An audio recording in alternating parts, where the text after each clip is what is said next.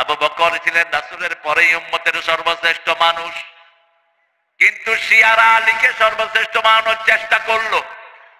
বাংলাদেশের কোন খুতবা নাই যে খুতবা এই হাদিসটা নাই, আনা মদিনাতুল ইলম আলিউন বাবুহা, সব হাদিসের বইতে আছে। আমি ইলমের শহর, সেটার দরজা হলো আলী। এটা কোনো হাদিসই না। যেমন উতলুবুল ইলমা ওয়ালাউ কানা বিসসিন, সিনে হইলেও জ্ঞান অর্জন করতে দেয়, এটা কোনো হাদিসই না। হুব্বুল ওয়াতানি মিনাল ঈমান, জন্মভূমির ভালোবাসা ঈমানের অঙ্গ, কোনো হাদিসই না। এগুলো মাকুলা, এগুলো হলো কথা। এগুলো কি কথা? এমনি কথা, এগুলোর কোনো ভিত্তি।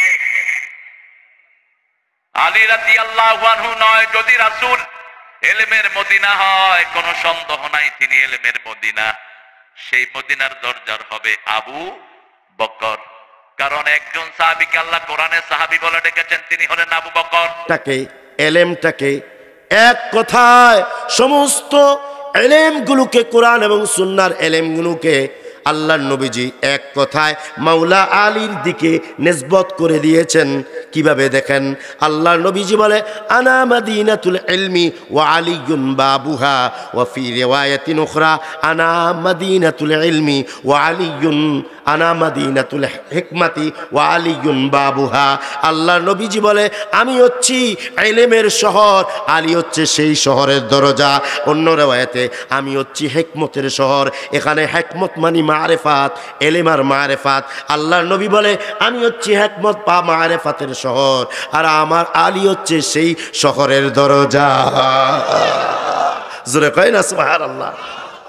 এতরাতে আহলে বাইতের মধ্যে কি করে দিয়েছেন? কোরআন সুন্নাহ পড়লে হবে না, এতরাতে আহলে বাইতের মধ্যে দিয়ে আসতে হবে। সুবহানাল্লাহ।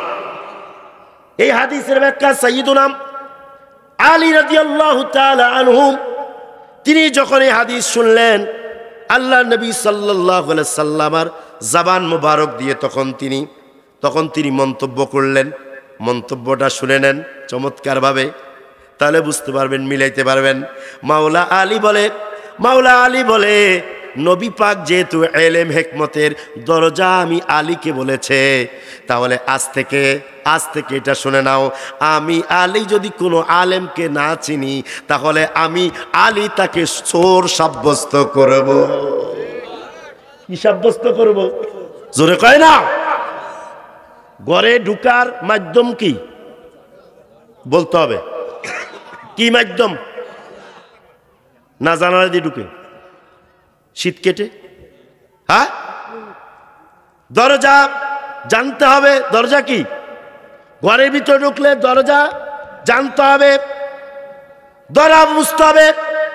ও বোকা, এটা এই দরজা নয়, ওটা হচ্ছে বাস্তবিক দরজা, যেই দরজা কথা বলতে পারে, যেই দরজার মধ্যে কি আছে?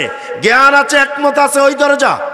এই দরজা মাওলা আলী বলেন, যেই আলিমকে আমি আলী চিনব না, ওই আলেমকে আমি চোর সাব্যস্ত করব। কারণ হচ্ছে আমি আলী দরজা হয়ে যেহেতু চিনি না, তাহলে বুঝতে হবে সে তো আলেম দাবি করেছে, তাহলে বুঝতে হবে ওই ব্যক্তি কোথাও কোনো আপনার শীত কেটে, বেড়া ভেঙ্গে অথবা জানালা ভেঙ্গে ঘরে ঢুকে এলেম নিয়েছে। তাহলে আমি আলী কেন জানলাম না? জোরে কয় না সুবহানাল্লাহ। আমি আলী কেন জানলাম না? সুবহানাল্লাহ কয় না? কি ঠিক কিনা বলেন?